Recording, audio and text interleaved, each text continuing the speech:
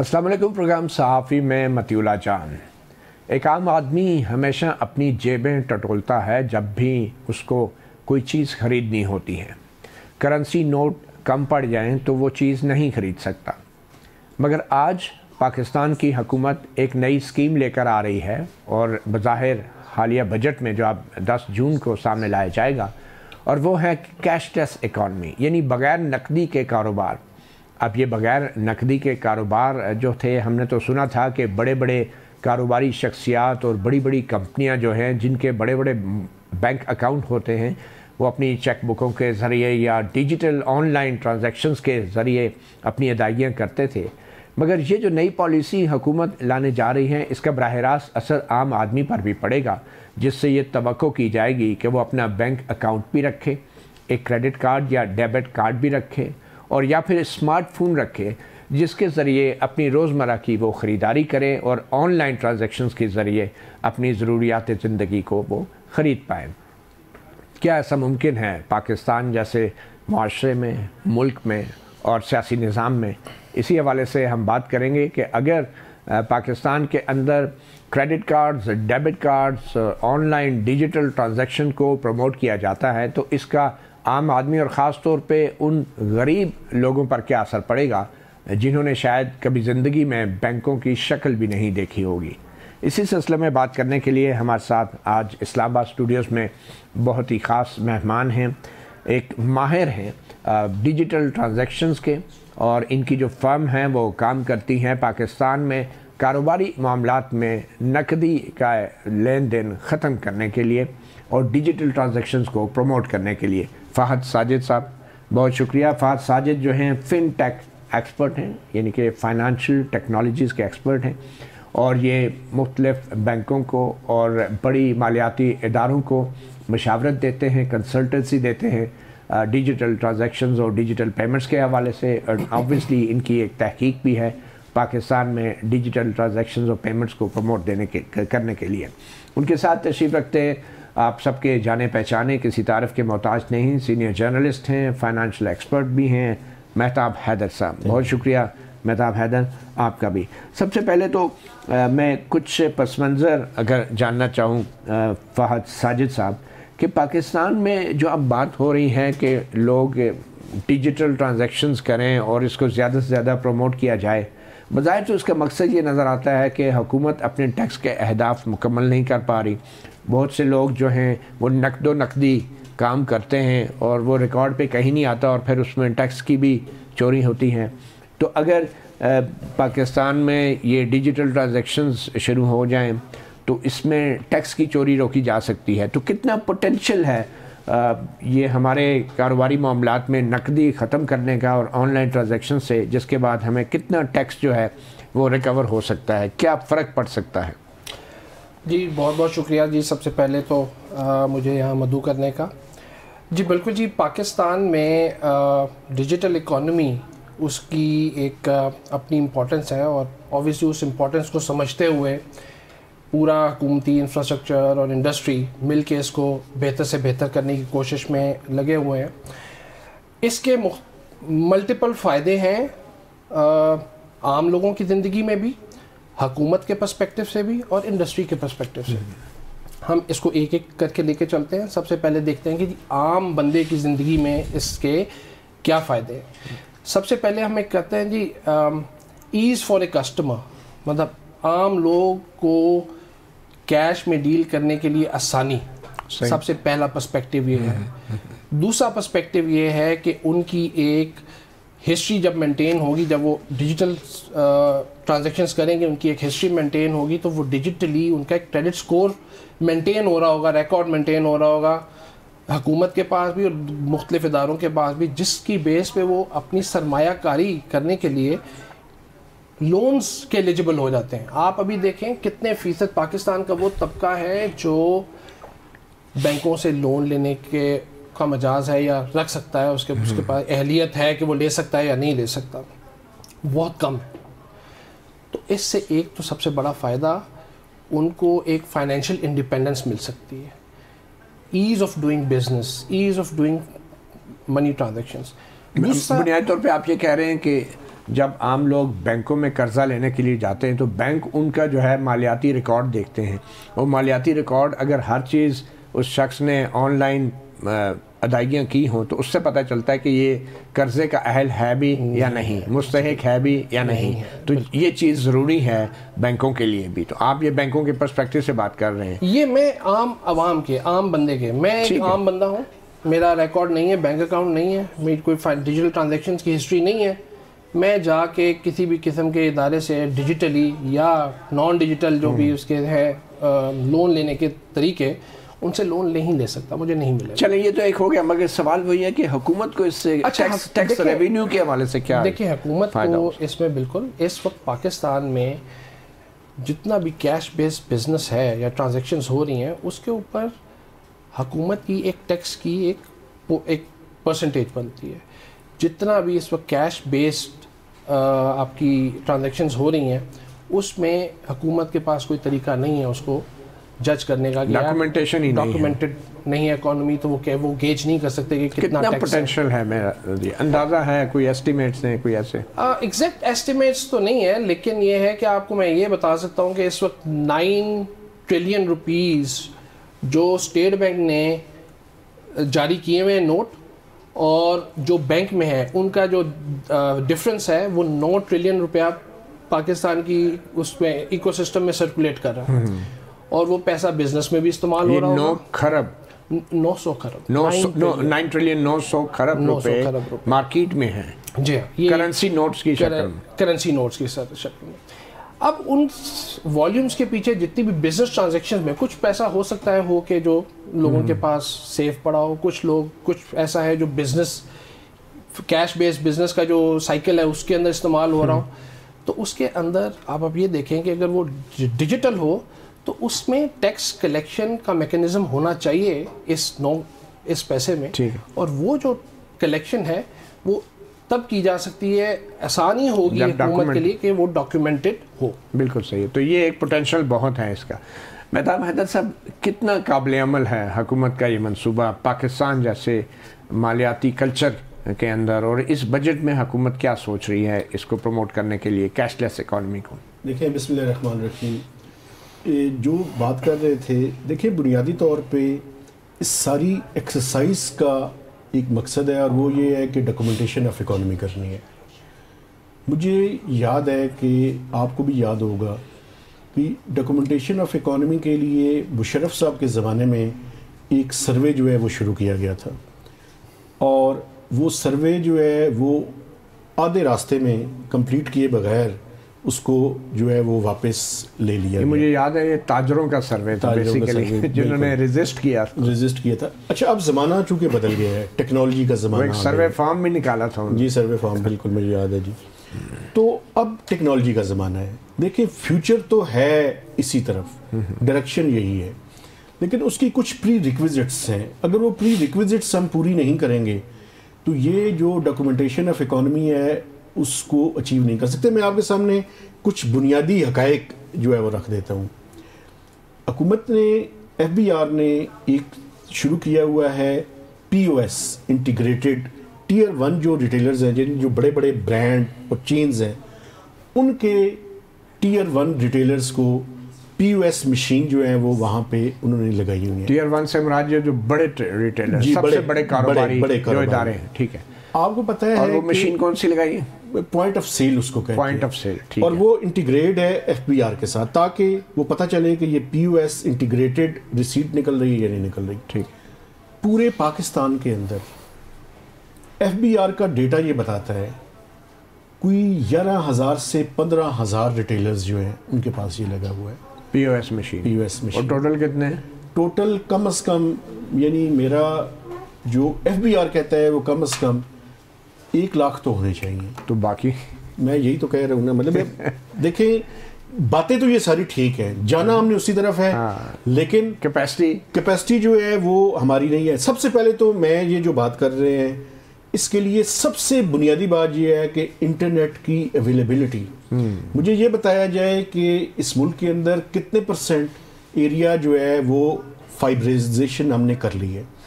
कि वो इंटरनेट जो है वो उसको इंश्योर करेंगे तो आपकी कनेक्टिविटी होगी ना, कनेक्टिविटी के बगैर तो नहीं हो सकता। आप मुझे ये बात करने की इजाज़त दे दें, आप इलेक्शन मैनेज नहीं कर सकते उसके बाद आप इंटरनेट बंद कर देते हैं, सही।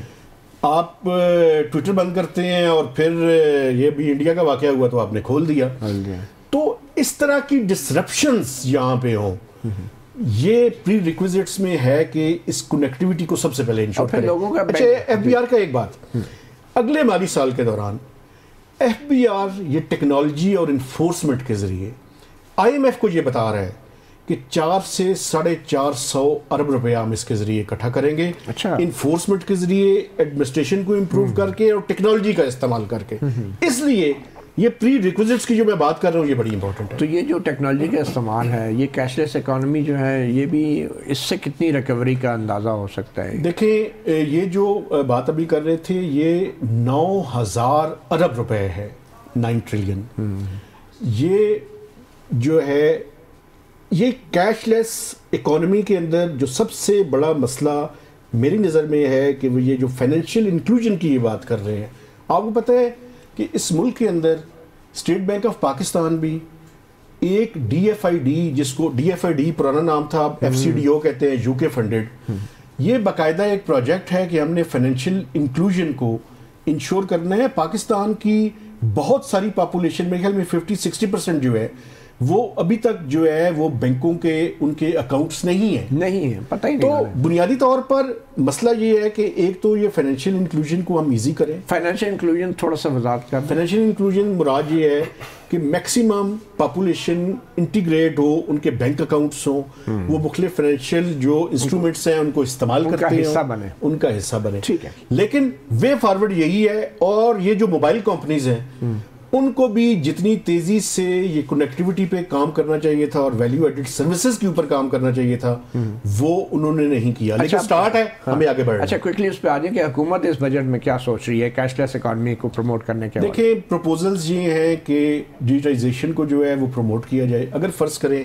मैं किसी भी फ्यूल स्टेशन पे जाऊँ तो मैं कैश में अगर पैसे दूँ तो मेरा वो महंगा हो, और अगर मैं ट्रांजेक्शन करूँ थ्रू कार्ड तो उसके ऊपर एक इंसेंटिव हो। जैसे कि इस्लामाबाद में आप रेस्टोरेंट्स के ऊपर जाएं तो अगर आप कार्ड के जरिए पेमेंट करेंगे तो आपका टैक्स कम है, और अगर आप कैश में पैसे देंगे तो आपका टैक्स मेरे ख्याल में 16% है, कार्ड पे देंगे तो 5%। इसी तरह यूटिलिटी बिल्स की जो पेमेंट है उसमें भी ये इसी तरह करेंगे इंक्रीज? देखें, ये कनेक्टिविटी के इश्यूज हैं, लेकिन मेरे ख्याल में फ्यूचर के अंदर जाना हमने उसी तरफ ही है। अच्छा, एक छोटी सी ब्रेक लेते हैं। बड़ी अहम बात पे बहस हो रही है कैशलेस इकोनॉमी की, और करेंसी नोटों का वक्त अब ख़त्म हो गया। अब हर चीज़ डिजिटाइज होने जा रही है, और इस बजट में भी हुकूमत इस हवाले से बहुत से इंसेंटिव्स का ऐलान करने जा रही है। एक ब्रेक के बाद वेलकम बैक। सहाफ़ी प्रोग्राम में बात हो रही है बग़ैर नकदी के कारोबारी सरगर्मियों को फ़रोग़ देने की, और हुकूमत आने वाले बजट में इस हवाले से कुछ अहम ऐलानात भी करने जा रही है। फ़हद साजिद साहब, आपकी कंपनी बुनियादी तौर पर मुख्तलिफ़ कारोबारी इदारों, मखसूस बैंक जो हैं उनको भी मशावरत देती है, कंसल्टेंसी देती है फाइनेंशियल टेक्नोलॉजीज़ के हवाले से। तो आपको क्या लगता है कि कितने अरसे से आप काम कर रहे हैं और किस हद तक आप कामयाब हुए हैं अपनी इस फील्ड के अंदर, और कितने लोग राग़िब हैं आपके जो क्लाइंट्स हैं फाइनेंशियल टेक्नोलॉजीज़ की तरफ आने के लिए? जी, मैं सबसे पहले जी इदारे का नाम है पाकिस्तान फिनटेक नेटवर्क।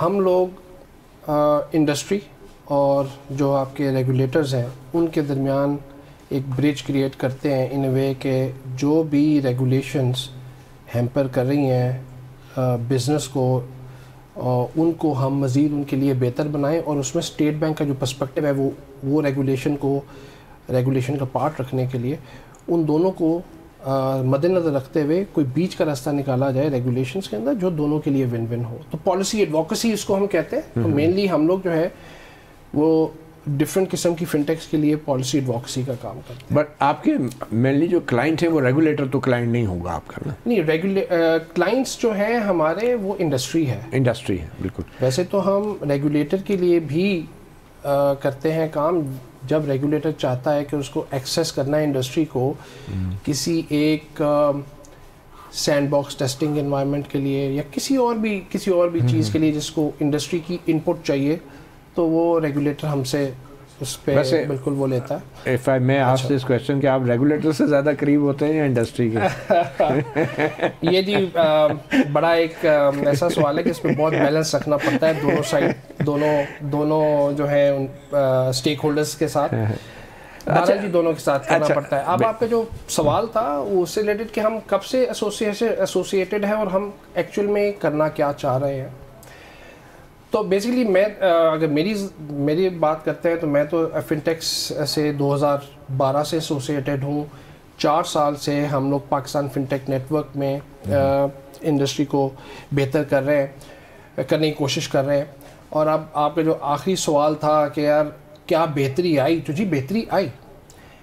अगर आप एग्ज़ाम्पल देखें तो एज ऑफ आज की तारीख में आप किसी भी रिटेलर के पास, किसी भी दुकानदार के पास जाते हैं, किसी भी एक मज़दूर के पास जाते हैं, किसी भी एक ये जो आपके डिलीवरी वाले हैं उनके पास जाते हैं, उनके पास और कुछ हो ना हो उनसे पूछेंगे जैस कैश है या इजी पैसा है या मतलब आपका वॉलेट है, वो कहेंगे हाँ है। आपको कैश रखने की ज़रूरत नहीं, आप अपने अकाउंट से सीधा उनके अकाउंट में P2P ट्रांजैक्शन आप कर देते हैं।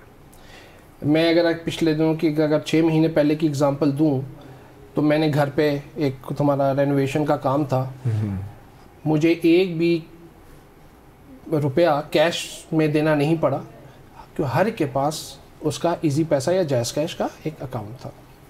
तो ये फ़र्क है, आज को देखें और 10 साल पहले 12 साल पहले देखें तो ये एक बहुत बड़ा फ़र्क है। और इसी में हमें जिद्दत लाने की ज़रूरत है।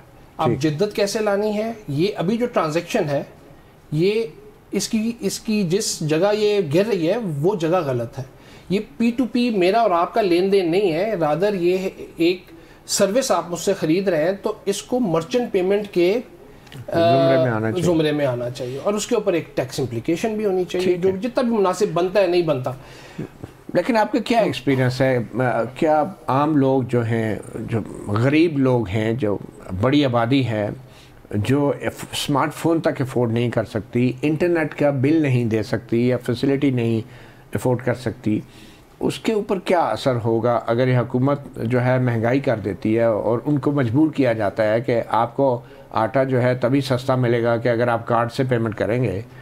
तो ये आम आदमी को कितना मुमकिन होगा, वो कितने जल्दी अडाप्ट कर सकेगा इन नई पॉलिसीज़ को? देखिए आम आदमी की आई होप कि आप आम आदमी को भी कुछ ना कुछ कंसल्टेंसी के लिए या अवेयरनेस के लिए कुछ ना कुछ तो करते हो। जी देखें, आम आदमी के को हम 2 पर्सपेक्टिव से देखते हैं कि आम आदमी के लिए इसमें फ़वाइद तो हैं और वो फ़ायदे ये हैं कि एक बंदा एक छोटा कारोबार, छोटे लेवल का कारोबार कर रहा है, लाहौर में बैठ के कारोबार कर रहा है और यहाँ से बैठ के कोई इस्लामाबाद से बैठ के परचेजिंग कर रहा है और वो बड़ा आसान हो गया है उसके लिए। यहाँ से आप उसको पैसे ट्रांसफ़र करते हैं, वो आपका प्रोडक्ट जो है वो जो भी वो बेच रहा है वो डिस्पैच कर देता है। ये एक छोटी सी एग्जांपल है। इसके अलावा आप देखिए कि कारोबार में इजी पैसा के थ्रू जैस कैश या किसी और, मतलब मेन 2 तो यही मीडियम है। इसके अलावा और भी हमारे फाइनेंशियल इंस्टीट्यूशंस हैं जो कि इस दौड़ में अब शामिल हो चुके हैं। इनकम सपोर्ट प्रोग्राम जो है वो तो कैश हैंडआउट्स देते हैं, तो क्या जो डिज़र्विंग लोग हैं बेनज़ीर इनकम सपोर्ट प्रोग्राम के, उनको भी कंपेल किया जाना चाहिए कि वो भी जो पेमेंट आगे फर्दर करें अपने लिए खाने पीने की चीज़ें लें, वो उसके भी कोई डिजिटल ट्रैक रिकॉर्ड? जी बिल्कुल, ये आपने बहुत एक वैलिड पॉइंट हाईलाइट किया है। इस वक्त बेनज़ीर इनकम सपोर्ट प्रोग्राम को ही देख लें तो बेनज़ीर इनकम सपोर्ट प्रोग्राम की पेमेंट तो डिजिटल प्रोसेस हो रही हैं, लेकिन जो बेनिफिशरी है, मुस्तहिक बंदा जो है, वो काउंटर्स पे जाके ट्रांजैक्शन आईडी के अगेंस्ट कैश ले लेता है। करने की ज़रूरत ये है कि उनके वॉलेट्स खुलवाए जाएं जिनके वॉलेट्स नहीं हैं और उनके अकाउंट्स में पैसे भेजे जाएं और उसके बाद उनको हद्दुल इम्कान यही कोशिश करनी चाहिए कि वो अपनी ट्रांजैक्शन उसी डिजिटल से करें। अब इसमें 2 पर्सपेक्टिव हैं। कुछ जगह इकोसिस्टम को इतना एडवांस होने की ज़रूरत है कि उनको कैश निकालने की जरूरत ना पड़े। ये वो जगह है जहाँ हमें एज इंडस्ट्री, जहाँ गरीब लोग रहते हैं, रिमोटेस्ट एरिया में, जहाँ पे इंटरनेट भी नहीं होगा, शायद बैंक्स भी नहीं होंगे, बलोचिस्तान जैसे इलाके हैं, खैबर पख्तूनख्वा के इलाके हैं ऐसे, तो उसके लिए फिर बड़े मसाइल नहीं पैदा हो जाएंगे अगर उन रिमोटेस्ट एरिया में जहाँ पे सस्ती चीज़ें ज़्यादा ज़रूरी हैं वहाँ पे महंगी चीज़ें फिर मिलेंगी हम लोगों को कैश के। महंगी और सस्ती का तो मेरा नहीं ख्याल कि क्योंकि ये पॉलिसी शायद गवर्नमेंट इंट्रोड्यूस कराएगी ये बहुत सारी। देखिए वो गवर्नमेंट की वो भी एक दौड़ है जिसके अंदर गवर्नमेंट इसको कर रही है, और मेरा ख्याल में उसके कुछ प्लस पॉइंट्स, ज़्यादा प्लस पॉइंट्स हैं, क्योंकि जैसे कि हम सब जानते हैं कि डिजिटल इकोनॉमी या कैशलेस इकोनॉमी हमारी नीड है बिल्कुल। तो उसमें जितने भी अभी जैसे कुछ ऑलरेडी वो ले चुके हैं स्टेप्स लिए हैं। अभी आप ये देखें कि अभी मैं हाल ही की बात है, ये सेंटोरस के अंदर अगर आप उनकी पार्किंग करें तो वो कैश नहीं लेते, वो डिजिटली करते हैं, ठीक है। और इसके अलावा आप देखें मोटरवेज के ऊपर देखें, अगर आप एम टैग पे मेंटेन करते हैं अपना वॉलेट तो आपको 25% की रियायत है अगर आप कैश के बनिस्बत। This is great, this is basically उनके फायदे की बात है, उनको सस्ता पड़ रहा है ये, और यही जब तक महंगा नहीं हो जाता। मतलब हैदर साहब, अब सवाल ये है कि हर चीज़ जब डिजिटल हो जाएगी, वर्चुअल हो जाएगी, तो जो हार्ड कैश है जो मार्केट में सर्कुलेट कर रहा है, क्या ये आहिस्ता आहिस्ता स्टेट बैंक इसको विड्रॉ करेगा अल्टीमेटली, और क्या इन द मीन टाइम वो ये कर सकता है, और ऐसी सूरत में लोगों के लिए कोई प्रॉब्लम हो सकती है? और फिर to cross check, to verify कि स्टेट बैंक जितना भी वर्चुअल अपने एसेट्स शो कर रहा है, एक्चुअली हार्ड एसेट्स कितने हैं उसकी बैकिंग के लिए, इसको कैसे वेरीफाई किया जाएगा? देखिए मैं आपको एक बात बताऊं, देखिए बुनियादी तौर पे आम आदमी जो है उसके अंदर मेरा एक्सपीरियंस ये है कि अडॉप्टेबिलिटी बहुत ज़्यादा है। आप किसी भी आम से मजदूर के पास जाए, मजबूरी भी तो है ना सर, यही ना। देखें वो ये जो पाकिस्तान में और इस्लामाबाद में बैठे हुए बड़े बड़े ब्यूरोक्रेट हैं जो अपने आप को बहुत पढ़ा लिखा समझते हैं, मैं आपको बताऊं कि अगर आप लोगों को मौका देंगे तो लोग अडॉप्ट कर लेंगे। प्रॉब्लम किन लोगों की है जो नहीं करेंगे? वो पाकिस्तान के अमीर लोग हैं।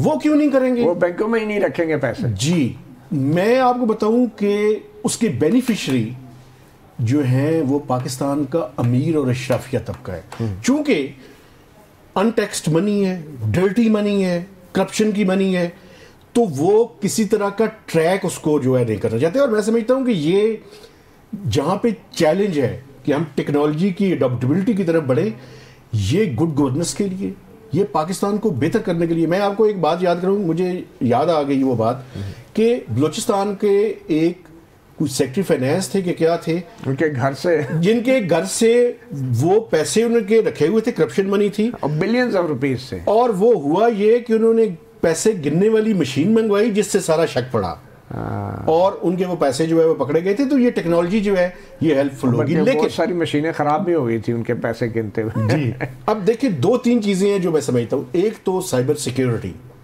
ये बड़ी जरूरी है। ये हैकिंग और फिशिंग का इशू जो है वो बड़ा इंपॉर्टेंट है। एक और इशू बड़ा इंपॉर्टेंट है सर, जो कि पाकिस्तान में ये जो हम सारी बातें कर रहे हैं उससे बड़ा रेलेवेंट है।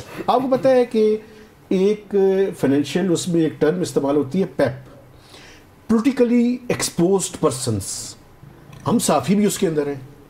हम क्रेडिट कार्ड बनवाने के लिए जाएं तो वो कहते हैं जी कि आप तो पैप के अंदर है। इस मुल्क के पॉलिटिशियंस जो हैं उनके बैंक अकाउंट्स नहीं खुलते, तो ये जो फ्रीज भी हो जाते हैं बगैर नोटिस के। बिल्कुल, तो इन बैंकों में कौन रखा है? मैं यही बात कर रहा हूं कि आप बंदे की टेक्नोलॉजी को इस्तेमाल करते हुए हिस्ट्री को ट्रैक कर लें। अगर किसी का कोई डिफॉल्ट नहीं है और वो गलती से साफी बन गया है तो उसका क्रेडिट कार्ड ही नहीं बनाते आप लोग। आप मुझे ये बताएं, इंटरनेशनली अगर आपने ट्रैवल करना हो तो क्रेडिट कार्ड के बगैर अगर दुनिया में किसी मुल्क के अंदर चले जाएं, मुहज़्ज़ब मुल्क के अंदर, और कैश निकाल के दें तो वो समझता है ये किसी पत्थर के ज़माने से आ गया है। पाकिस्तान ने अगर आगे बढ़ना है और हमने आगे बढ़ना है तो ये cashless economy is the future of Pakistan. ये आगे बढ़ना इसी तरफ ही है। और ये बात हो रही है कि एयर ट्रैवल पे भी बगैर क्रेडिट कार्ड के ट्रैवल नहीं कर सकेंगे, या कार्ड पेमेंट के कैश में कोई अदायगी नहीं होगी। इस तरह की भी कोई इस तरह की बातें हैं, लेकिन ये जो पेप के अंदर हैं वो क्या करेंगे? एक छोटी सी ब्रेक लेते हैं, ब्रेक के बाद बात करेंगे एक और ऐसी डिजिटल ट्रांजैक्शन या करेंसी की कि जिसके ऊपर आजकल पाकिस्तान में बहुत बहस हो रही है, बल्कि पूरी दुनिया में हो रही है, और वो है बिटकॉइन माइनिंग के हवाले से क्रिप्टो करेंसी की बात हो रही है। और क्या पाकिस्तान में क्रिप्टो करेंसी का आना ये भी डिजिटाइजेशन ऑफ इकोनॉमी का एक हिस्सा है या नहीं? एक छोटी सी ब्रेक के बाद वेलकम बैक। सहाफ़ी प्रोग्राम में बात करेंगे बिटकॉइन माइनिंग की, जिसमें अब पाकिस्तान हुकूमती सतह पर इसमें सरमाया लगाने का सोच रही है। वो सरमाया किस शक्ल में होगा और वो कितना महफूज होगा, इसके ऊपर भी बात करेंगे। फ़ाहद साजिद फिनटेक के एक्सपर्ट और चीफ एग्जीक्यूटिव ऑफिसर हमारे साथ हैं, और सैयद मेहताब हैदर सीनियर जर्नलिस्ट हैं। फ़ाहद साजिद साहब, आप पाकिस्तान की हुकूमत की इस गैर मामूली दिलचस्पी को कैसे देखते हैं, और क्या हुकूमती सतह पर इस तरह की इन्वेस्टमेंट्स होनी चाहिए? कि आई थिंक मेरे ख्याल में जी बहुत अच्छा इकदाम है, क्योंकि क्रिप्टो एक डिजिटल एसेट्स या क्रिप्टो जो उसकी एक सब फॉर्म है, ये भी एक कैशलेस इकोनॉमी का एक पार्ट है, जहाँ पे आपने पेपर मनी को यूज़ नहीं करना। इसकी शुरुआत करना, इसके ऊपर डिस्कशन स्टार्ट करना फ्रॉम द गवर्नमेंट साइड, ये बहुत अच्छा इकदाम है, जिसके ऊपर गवर्नमेंट ने ऑलरेडी इकदाम ले लिया है। अब जो करने की ज़रूरत ये है कि इसका एक फ्रेमवर्क बनाना, जो सारे इदारे मिलके बनाएंगे, और जब वो फ्रेमवर्क बन जाएगा तो फिर इसकी कोई इम्प्लीमेंटेशन जो है वो आएगी पाकिस्तान में।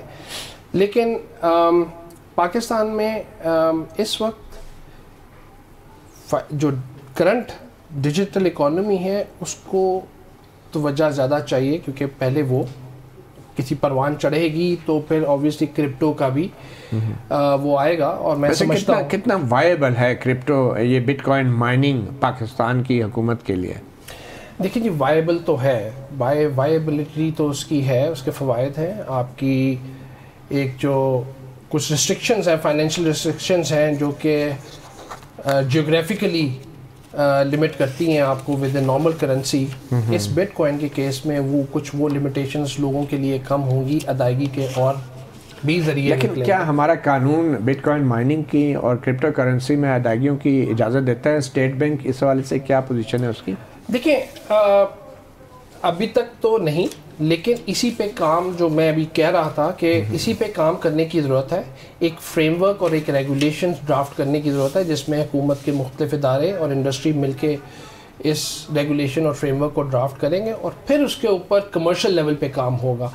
तो ये एक जर्नी है जो कि साथ साथ चलनी चाहिए, और जब वो इतनी मैच्योर हो जाए कि वो पाकिस्तान में उसको इम्प्लीमेंट करने से फ़ायदे हों तो उसको इम्प्लीमेंट कर देना चाहिए। इसके रेगुलेटरी मैकेनिज्म में चंद अहम बातों का क्या ख्याल रखना चाहिए?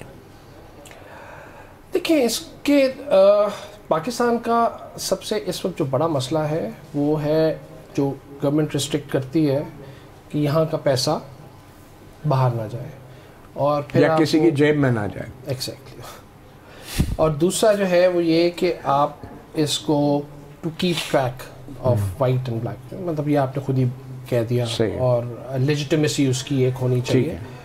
तो वो एक है एरिया जिसको ऐसे मैकेनिज्म्स हैं वर्ल्ड वाइड, कोई एग्जांपल्स? मैकेनिज्म एग्जिस्ट करते हैं जी। मेहताब हैदर साहब, आप इस बिटकॉइन माइनिंग और क्रिप्टो करेंसी के हवाले से पाकिस्तानी गवर्नमेंट के इनिशिएटिव को कैसे देखें? बुनियादी तौर पे अभी क्रिप्टो जो है वो पाकिस्तान में बैंड है, इलीगल है, लेकिन प्राइम मिनिस्टर ऑफ पाकिस्तान ने एक एग्जेक्टिव ऑर्डर के ज़रिए पाकिस्तान क्रिप्टो काउंसिल जो है उसकी तश्कील कर दी है, और बिलाल बिन साकिब साहब को मिनिस्टर ऑफ स्टेट का स्टेटस भी दे दी है।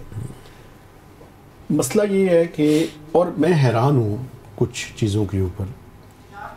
सबसे पहले मैं इस चीज़ के ऊपर हैरान हूँ कि 2000 मेगावाट बिजली जो है वो उन्होंने एक प्रेस रिलीज के ज़रिए एलोकेट कर दी है। पाकिस्तान के अंदर इंस्टीट्यूशंस हैं, क्या आपने मिनिस्ट्री ऑफ एनर्जी और जो उस सेक्टर का रेगुलेटर है, अभी हम रेगुलेशंस की बात कर रहे थे, क्या उससे आपने ये परमिशन ली है? और आप वो बिजली जो मुहैया करेंगे, आप बाकी सेक्टर्स को 20 या 25 सेंट्स के ऊपर दे रहे हैं, आप 8 सेंट्स के ऊपर देंगे, तो ये मैं बुनियादी ये सवालात हैं। एक चीज़ की जो है वो मैं समझता हूँ कि वो अच्छी है, वो जो उसकी ब्लॉकचेन रजिस्ट्री है, ये टेक्नोलॉजी की बात है, वो उसकी तरफ हमें बढ़ना चाहिए। उसके ऊपर रेगुलेशंस भी होनी चाहिए, बात भी होनी चाहिए। जो ख़तरा है वो ये है कि सबसे पहले तो इसके एस्टीमेट्स बताए जाएं कि कितने पाकिस्तानियों ने या पाकिस्तान से बाहर लोगों ने इसके ऊपर इन्वेस्टमेंट की हुई है। चूँकि जो फिगर्स बता रहे हैं वो $15 बिलियन से शुरू हुए, $15 बिलियन से, और आजकल $300 बिलियन की बात भी सुनने में आ रही है। ये किसने इन्वेस्टमेंट की है? ये कुछ पाकिस्तानी, ये पाकिस्तानियों की इन्वेस्टमेंट है जो $300 बिलियन की भी फिगर है मेरे पास। चूंकि कोई कंफर्म फिगर नहीं है, ये बॉल पॉल फिगर है, कोई पता नहीं है। एक तो ये सर्टेन किया जाए कि इसका टोटल वॉल्यूम और साइज कितना है।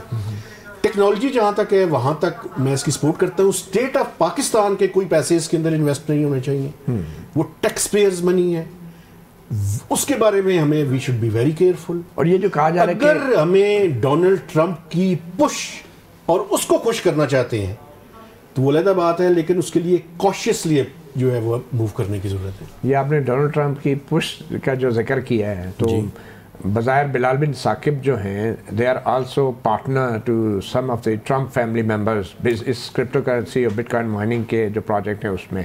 तो आप उस कॉन्टेक्स्ट में शायद बात कर रहे हैं। मैं उसी कॉन्टेक्स्ट में बात कर रहा हूँ, और वो आपको पता है कि ये बड़ा इम्पोर्टेंट है। स्टेट ऑफ पाकिस्तान का किसी तरह का कोई पैसा इस सारे मामले के अंदर, एक देखें ना, उन्होंने एक इंटरव्यू में कहा कि हम जो कन्फिस्केट करेंगे वो जो है उसके लिए उसको इस्तेमाल किया जाएगा। किससे कन्फिस्केट करें? ये जो क्रिप्टो जो है या बिटकॉइन जो है वो इलीगल है पाकिस्तान में। तो जो लॉ इन्फोर्समेंट एजेंसीज ने कुछ ना कुछ इसको सीज या कुछ किया हुआ है। तो कुछ अमाउंट मुझे तो नहीं पता कि कितनी है, वो क्या है, और ये गवर्नमेंट ने अभी तक डिस्क्लोज नहीं की। अभी नहीं पता कि कितनी है। अच्छा, तो बाद में क्या करेंगे? मसला ये है कि इसके बारे में एक तो ट्रांसपेरेंसी हो, पहले इसके बारे में इसका लीगल स्टेटस जो है वो किया जाए, और उसके लिए पार्लियामेंट की अप्रूवल जो है वो चाहिए। ये बहुत ज़रूरी है। आप बजाय एग्जीक्यूटिव ऑर्डर के जरिए आप सारे काम करते रहे। बिल्कुल। अब ये बताएं मेहताब सब क्विकली कि ये कहा जा रहा है कि ये स्ट्रेटेजिक रिजर्व्स होंगे, और हमारे यहाँ स्ट्रेटेजिक रिजर्व्स जो होते हैं वो तो सिविलियन हुकूमत के पास तो नहीं होते, वो तो हमेशा अस्करी इदारों के कंट्रोल में, उनकी सिक्योरिटी में होते हैं। और फिर ये भी कहा जा रहा है कि जो बिटकॉइन माइनिंग होगी, जो उसका प्रोडक्ट होगा, बिटकॉइन जो रिजर्व्स होंगे, उनको फ़रोख्त नहीं किया जाएगा। तो ये कैसे रिजर्व्स हैं कि जो सर्कुलेशन में नहीं लाए जाएंगे और रिजर्व पड़े रहेंगे? और क्या ये एक किस्म का स्पेकुलेटिव नहीं होगा, और क्या इससे बहुत बड़ा नुकसान नहीं हो सकता अगर रिजर्व यूज़ ही ना हो और अचानक उनकी वैल्यू गिर जाए? मैं इसीलिए आपको कह रहा था कि मुझे जहाँ पे टेक्नोलॉजी की रजिस्ट्री का इशू है उस हद तक मुझे कोई एतराज़ नहीं है, लेकिन बाकी जो मामलात और जो बातें आप कर रहे हैं इसके लिए उसी टाइम जवाब दिया जा सकता है कि जब उसका कोई रेगुलेशंस, उसका कोई मैकेनिज्म हमारे सामने हो। क्या रिजर्व्स बिटकॉइन के रखे जा सकते हैं या उन्हें सर्कुलेशन में रहना चाहिए? क्विकली सर्कुलेशन में रहना चाहिए। Thank you. Fahad Sajid, fintech expert, और सैयद मेहताब हैदर, सहाफ़ी प्रोग्राम में आप दोनों का आने का बहुत शुक्रिया।